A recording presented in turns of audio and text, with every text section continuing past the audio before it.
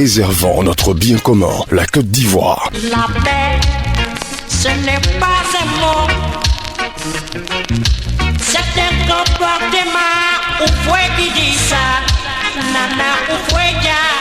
Le phénomène des fake news a pris de l'ampleur au cours des élections présidentielles de 2020 en Côte d'Ivoire. Cette tendance a fait son apparition dans plusieurs villes du pays, occasionnant des crises, des affrontements entre les habitants. Ce fut aussi le cas à Bongouanou. Quelques citoyens de la ville nous parlent des informations qui circulaient sur les réseaux sociaux dans le temps. À Bongouanou aussi, c'est le nombre de morts là. On avait dit qu'il y avait 5, après on s'est retrouvé à 3. Ça dit que c'était pas de source officielle, donc c'était faux. C'est sur les réseaux sociaux qu'on a appris qu'il y a quelqu'un qui a décapité la tête de quelqu'un. De l'autre côté, précisément dans la commune de Daoukro, on disait même que certaines communautés attaquaient une autre. Françoise Conan nous explique. Ce qui se disait, c'est que comme il y avait plusieurs communautés, on nous dit ils vont venir attaquer Chicago. Donc comme ça, tu es stressé, d'autres étaient sous le garde aussi. À l'écoute de ces rumeurs, Krakonon Ghislain décide de fuir Daoukro pour se protéger. Pendant les crises, il y a tellement de désinformations que j'ai fui. Bon, on peut dire je suis parti au village. Ces rumeurs n'étaient pas seulement diffusées que sur les réseaux sociaux, elles se pratiquaient aussi de bouche à oreille, comme l'histoire que nous raconte Bonzo Modeste. Certains hommes politiques ont dit, lui là, il a hébergé les microbes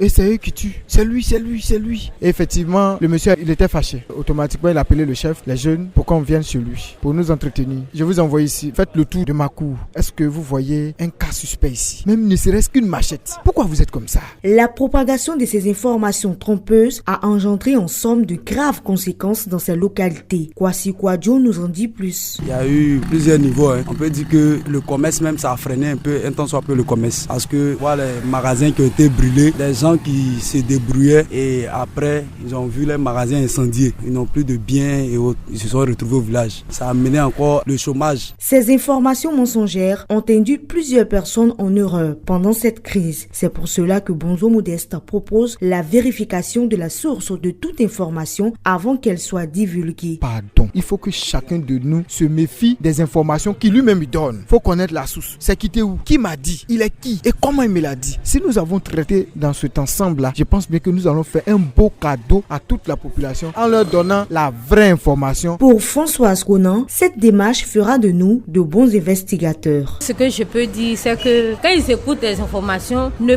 pas tout de suite balancer sur le fait pour se faire important, pour être premier vu, attendre à vérifier. Puisque tu veux être vraiment vu, bien entendu, faut mener des enquêtes aussi. Tu mènes des enquêtes, là tu es un bon investigateur. Là, ton homme est un peu parti, que toi, tes infos là, ça va être vrai toujours. Après toutes ces intempéries, aujourd'hui, les villes de Bongouanou et de Daoukro ont repris leur train de vie. Préservons notre bien commun, la Côte d'Ivoire. La paix, ce n'est pas un mot,